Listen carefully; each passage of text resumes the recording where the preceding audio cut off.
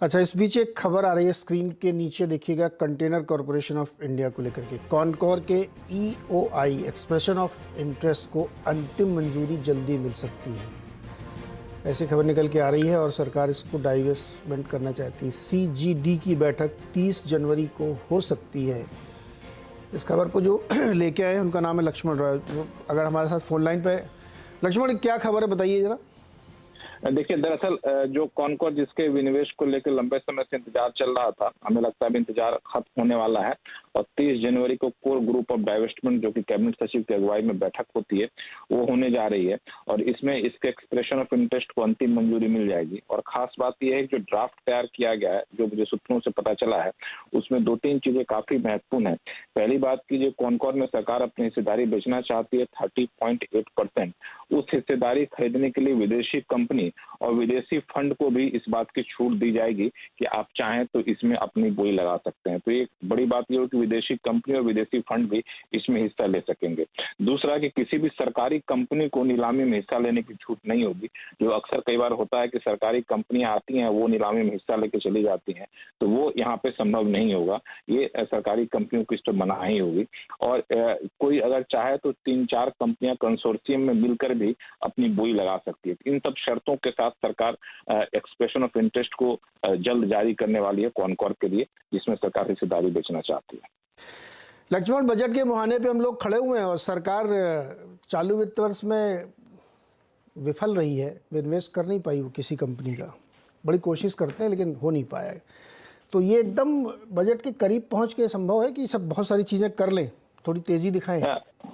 दरअसल यहाँ पे जो आपने बिल्कुल सही कहा है कि चालू कारोबारी साल में बहुत सारी कंपनियों का विनिवेश नहीं हुआ है, लेकिन अगले कारोबारी साल के शुरुआती क्वार्टर में आप देख सकते हैं कि विनिवेश में अच्छी खासी बढ़ोतरी आएगी। इसके पीछे वजह है कि 4-5 कंपनियां जो है विनिवेश के मुहाने पर पहुंची हुई हैं, जिसमें container corporation of India, shipping corporation of India, BEML जैसी कंपनियां जिसका एक्सप्रेशन ऑफ इंटरेस्ट लगभग अंतिम चरण में है, डीमर्जर लगभग अंतिम चरण में है।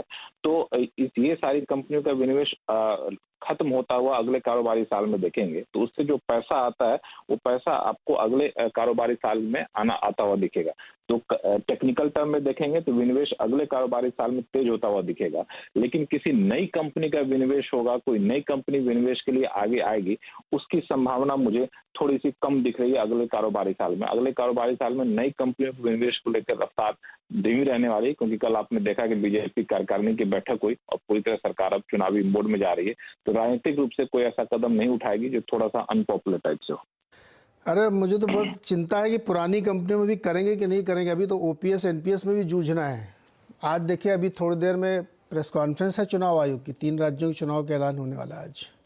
बड़ा मुश्किल भरा साल है लक्ष्मण भाई। नहीं, तो ये साल आर्थिक लिहाज से अगर आप कहें तो जो रिफॉर्म के मोर्चे पे कहें तो ये साल मुश्किल भरा रहेगा और रिफॉर्म को मोर्चे पे बहुत ज्यादा रिफॉर्म हो पाएगा, मुझे लगता है कि ये मुश्किल लग रहा है। यहाँ तक कि रिफॉर्म के कुछ सारे कदम जो उठाए गए थे, उस कदम को सरकार थोड़ी सी दबी जुबान से पीछे हटते हुए दिखे तो आपको आश्चर्य नहीं होना चाहिए। अच्छा, आप जुड़े ही हैं तो मौके का फ़ायदा उठा रहा हूँ मैं। बजट में कुछ ऐसा हो सकता है कि जिससे आम आदमी को बड़ी राहत मिले, इंस्टेंट वाली। ये नहीं कि मैं बहुत बड़े बड़े इंफ्रास्ट्रक्चर बनाऊंगा तो फिर आपको नौकरी मिलेगी, फिर आप खर्चा करेंगे, फिर ये सब नहीं। तत्काल वाला कुछ मामला बनेगा कि नहीं बनेगा? नहीं, तत्काल वाला मामला बिल्कुल बनना चाहिए और बनेगा। जो अब तक संकेत मिल रहे हैं, क्योंकि जो भी बजट की मीटिंग वगैरह हो रही है सरकार के अधिकारियों के बीच में, प्रधानमंत्री कार्यालय और वित्त मंत्रालय के अधिकारियों के बीच में, तो वहां पे सबसे ज्यादा जो चिंता जताई जा रही है, फिर केंद्रीय मुद्दा जो बैठकों का है वो है आपको खास तौर से कि कैसे मिडिल क्लास को तुरंत राहत दी जाए। तो ये जो राहत देने वाली बात है, इस पे लगभग काफी मंथन हो रहा है और कोशिश ये की जा रही है कि कुछ ऐसे कदम उठाया जाए जो 2 साल 3 साल बाद नहीं, बल्कि हम कदम उठाएं और तुरंत में उसकी राहत लोगों तक पहुंच जाए, ताकि लोगों को लगे कि हमें कुछ मिला।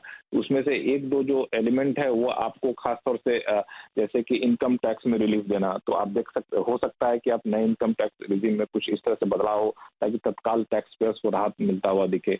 होम लोन जैसे सेक्टर है, एम्प्लॉयमेंट जैसे सेक्टर है, तो कुछ राहत तत्काल तो देना चाहेगी सरकार और जैसा लग रहा है बजट की तैयारियों को लेकर के कि इसके तमाम विकल्प तलाशे जा रहे हैं और फोकस इस बार मिडिल क्लास पर रहने वाला है। चूंकि हिमाचल प्रदेश में चुनाव की हार, गुजरात गुजरात में भले ही चुनाव जीत गए हों, लेकिन वहां के जो फीडबैक थे प्रधानमंत्री के जाने से पहले, वो साफ तौर से था कि मिडिल क्लास में एक थोड़ा सा अपेक्षा ज्यादा है सरकार से। तो मुझे लगता है कि इन सब के फीडबैक के आधार पर सरकार कोई रिस्क नहीं लेना चाहेगी 2024 के लिए। अच्छा, एक बहुत छोटा सवाल और छोटा जवाब। और ओल्ड पेंशन स्कीम को लेकर कुछ खुशफुसाहट सुनी क्या आपने? बिल्कुल सुनी है, और सीएनबीसी आवाज ने करीब 3 हफ्ते पहले बताया भी था ये खबर कि ओल्ड पेंशन स्कीम भले ही सरकार लागू ना करे, लेकिन नई पेंशन स्कीम में कुछ ऐसा बदलाव कर देगी ताकि ओल्ड पेंशन स्कीम की खासियत उसमें शामिल हो जाए और लोगों की शिकायत दूर हो जाए। तो ना चाहते हुए भी ओल्ड पेंशन स्कीम की तरफ सरकार मुड़ करके देख रही है। क्या खासियत क्या होगी वो? जो